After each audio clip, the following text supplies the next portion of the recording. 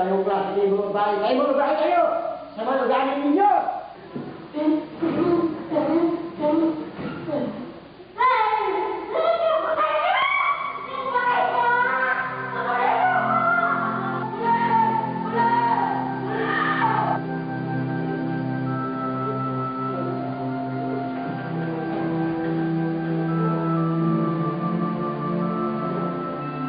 Walang pinatatawad ang rabies. Sa sandaling lumitaw ang mga sintomas nito, wala nang makapitigil sa impeksyon.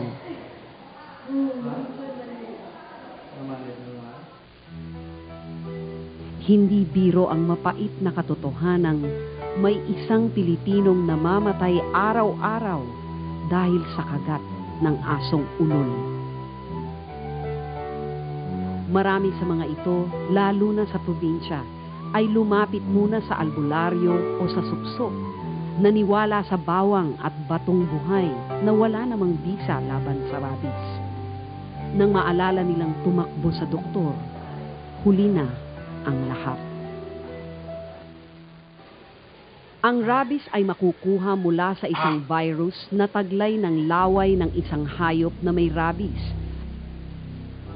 At ang buong takbo ng pamiminsala nito ay nahahati sa 3 yugto. Ang unang yugto ay nagsisimula kasabay ng pagpasok ng virus sa loob ng katawan dahil sa kagat ng isang hayop na may rabies.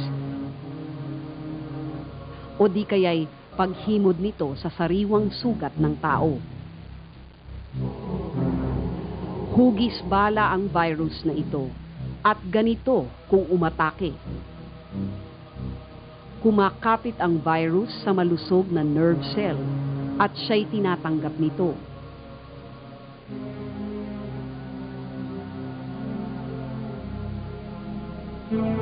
Pagdating niya sa loob, ito'y agad-agad nagpaparami kasabay ng walang habas na pamiminsala.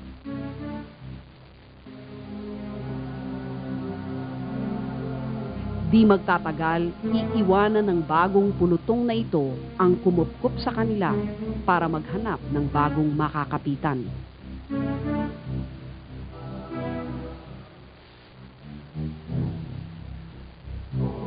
Sa bilis na 3 milimetro bawat oras, ang virus ay tahimik na nagpaparami at gumagapang hanggang makarating sa utak ng walang kamalay-malay na biktima.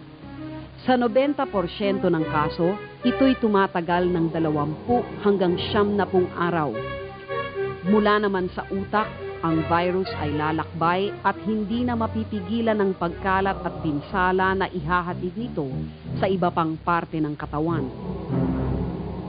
Sa pangalawang yugto, ang biktima ay makakaramdam na ng pagbabago, gaya ng panghahapdi at pamamanhid sa dako ng sugat, bagamat ito'y magaling o pagaling na. Sakit ng ulo at lagnat, animoy may trangkaso.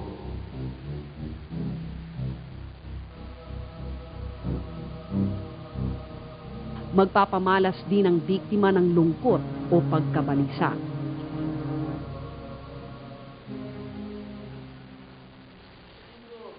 Sa mga kasong nakuna ng kamera sa San Lazaro Hospital, ang mga pasyente ay nasa huling yugto na ng impeksyon nang madala sa ospital.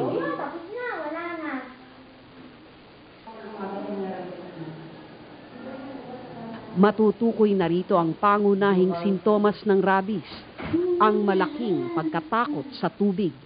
Ito ang dahilan kung kaya noong araw, ang tawag sa sakit na ito ay hydrophobia. Makakita lamang sila ng tubig, naninikip na ang kanilang lalamunan, gayong sila'y uhaw na uhaw. Matindi rin ang kanilang mararamdamang takot sa hangin na gumagapang sa kanilang muka. Ang biktima ng rabies ay nangangailangan ng kakaibang pangangalaga.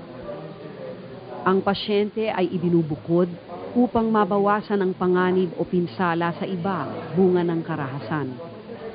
Ang kanyang kwarto, mapa-ospital o tahanan man, ay kailangang madilim at tahimik upang huwag madagdagan ang kanyang pangamba. Makakabuti kung itago muna sa kanilang paningin ang tubig at iba pang likido. Ang pag-apaw ng emosyon ay maaaring palubhain ng labis na kakulangan sa tulog. At kahit sa napakaliit na bagay, ang maaaring maging reaksyon nila ay matinding inis, takot at karahasan. Ganunpaman, may diwa sila sa kanilang pakikipag-usap at maaari silang pagpayuhan at umayon sa mga bili ng doktor. Gayon may nararamdaman na nila na napipinto ang kanilang kamatayan. Makakabuti sa pasyente kung may kapamilyang makakaniig sa mga sandaling ito. May mga pagkakataon na magpipilit ang pasyenteng kumain dahil sa tindi ng gutom. Ngunit ang lalong matinding uhaw ay hindi niya malunasan sapagkat imposibleng uminom. Makakaranas din siya ng hirap sa paghinga at paglunok at pakiramdam niya'y sinasakal. Mamumuo ang plema sa kanyang bibig at lalamunan at ito'y sisikapin niyang idura at iubo upang lumuwag ang paghinga.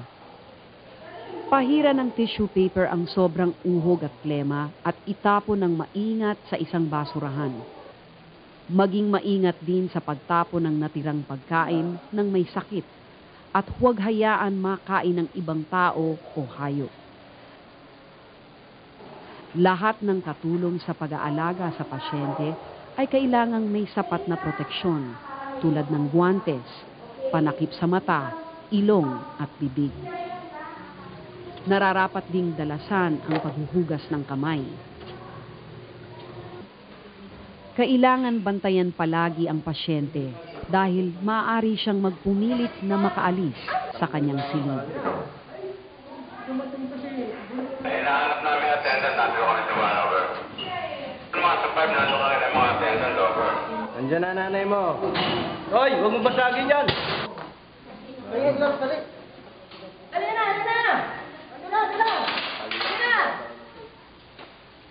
Mahahati siya sa paghahalinhinan ng kapusukan at hinahon.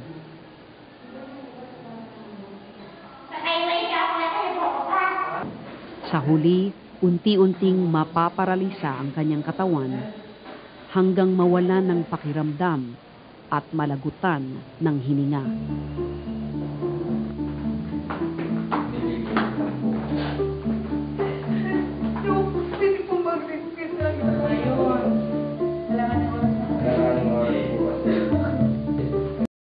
Ang silid na kinamatayan ay kailangang linisin ng lubos at gamitan ng disinfectant. Tandaan na nakakalipat ang virus sa pamamagitan ng laway, kung kaya may panganib lamang sa pakikipaghalikan ng lips to lips at hindi sa simpleng hipo o haplos. Nasa panganib din ang mga kumatay at humawak ng kontaminadong karne, lalo na ang mga kumain ng half-cooked na laman o utak ng asong ulol. Para sa mga nakagat ng aso, ang wastong paraan ng pag-iwas sa rabies ay sa maagap na paglalapat ng lunas. Kung maaari, sa kapagkarakang siya'y makagat. Ang sugat ay dapat hugasang mabuti ng sabon sa dumadaloy na tubig ng 5 hanggang 10 minuto upang maalis ang laway ng nakakagat na aso.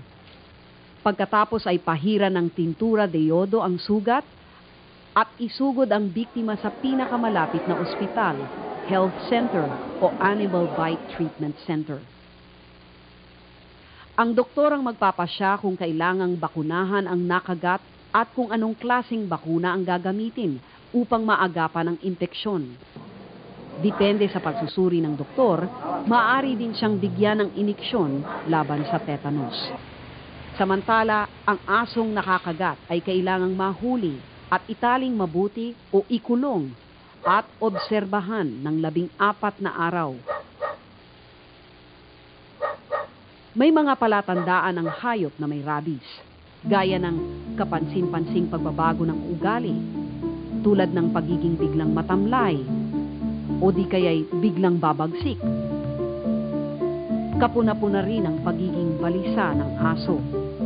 Bantayan din ang panlilisik ng mga mata. Minsan ito'y parang manhid sa sakit at sobra sa lakas. Kakagatin ito kahit anong bagay, gaya ng kulungan, hanggang sa magkasugat-sugat ang kanyang gilagid. Mapapansin din sa mga sumusunod pang mga araw ang sobrang paglalaway ng aso dahil sa pagkaparalisa ng kalamnan ng panga at lalamunan. Sa kalaunan, ang buong kalamnan ay mapaparalisa hanggang sa mamatay. Ang asong magpakita ng ganitong mga palatandaan ay kailangang isakripisyo agad ng may-ari upang maipasuri ang utak nito. Madaling pagkasyahin ang buong tuta sa isang plastic bag. Subalit, kung ang aso ay malaki na, kinakailangang pugutin ng maingat ang ulo nito. Ang maatasang gumawa nito ay dapat gumamit ng panakip sa mata, ilong at bibig, kasama ng guwantes at kapote bilang proteksyon sa talsik ng dugo at laway na maaring may taglay na rabies. Ibalot ang buong ulo sa makapal na plastic bag at ipaloob sa isang styrofoam chest na may sapat na yelo para sa biyahe patungong laboratorio. Narito ang listahan ng mga laboratorio na maaring pagdalhan ng mga ipasusuring aso.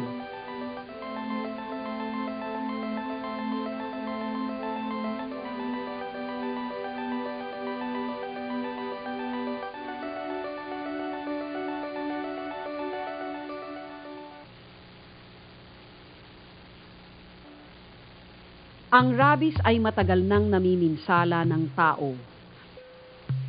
May katibayan na sa Mesopotamia, may 4,000 taon na ngayon ang nakakalipas. Ang may-ari ng nakakagat na asong ulol ay pinaparusahan. Noon pa man, malinaw na ang pinakamabisang pamuksa sa salot na ito ay ang responsableng pag-aalaga ng aso. Ang pinakaunang hakbang patungo sa mabisang proteksyon laban sa rabies ay isinagawa noong 1885. Nadiskubre ng siyentipikong Pranses na si Louis Pasteur ang bisa ng bakuna. Ang paggamit ng kaunti at pinahinang virus upang palakasin ang depensa ng biktima laban sa sakit na dulot ng virus na yun. Sa ganitong paraan, nasagip sa kauna-unahang pagkakataon ang buhay ng isang batang nakagat ng asong may rabies. Mula noon, ang paraang ito na patuloy na pinaghuhusay ay ginagamit sa buong mundo upang maagapan at mapuksa ang rabies. Nagbabakuna kami ng aso in the hope na i-break yung dog-to-man transmission. Ang target namin, makabakuna ng 80% ng dog population. Nire-require po namin lahat yan, yung may aso dito na dapat ma-injeksyonan para kung magkaroon ng problema, hindi po masyadong malaki ang magiging problema ng may-ari ng aso at yung makakagat ng aso. Sa ngayon, ang tinatayang gastusin para sa isang taong nakagat ng aso ay mahigit sa 4,000 piso para sa simpleng kagat at maaaring umabot ng 24,000 piso kung ang kagat ay sa mukha, leeg o malapit sa ulo. Samantala, wala pang 50 pesos ang halaga ng bakuna para sa kaligtasan ng alagang aso. Usually, yung mga barangay captains, sila mga nagtatawag sa mga komunidad, mga tao, na dali ng aso nila doon sa vaccination site. Usually, ang mga vaccination site namin, malapit din doon sa mga bahay-bahay. Mayroon po tayong municipal ordinance at meron po kaming mga BHW na siya pong nagkakandak ng information and education campaign tungkol po sa anti-rabies. At ito po ang ginagamit namin upang magkaroon ng aral at kaalaman ang mga may-ari ng aso na sila ay mayroong mga responsibilidad. Taon-taon naman po ginadala namin ito dito. Panigurado lang ba? Baka makakagat ba? At least, safety ka doon. Unang-una sa wasong pag-aalaga ng aso, pababakunahan yung aso mo.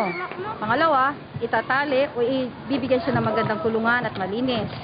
Aalagaan siya, bibigyan ng wastong pagkain at tubig at paliliguan. Yun lang ang mga wastong pag-aalaga.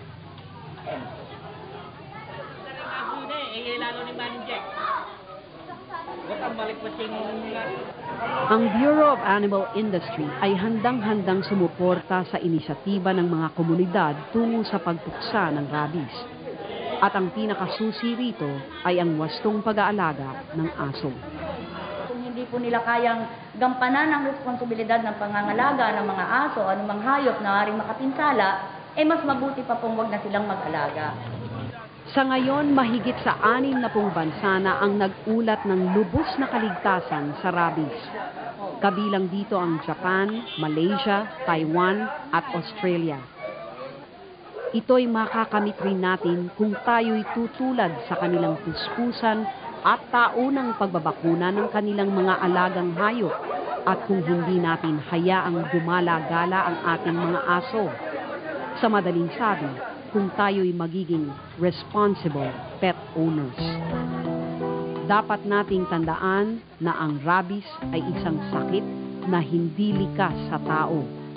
Kung maagapan ito sa pamamagitan ng pagpapalaganap ng wastong impormasyon tungkol sa rabies at sa tamang pangangalaga ng hayop at kapaligiran, walang kailangang dumanas ng kalunos-lunos na kapalaran na idinudulot ng salot na ito.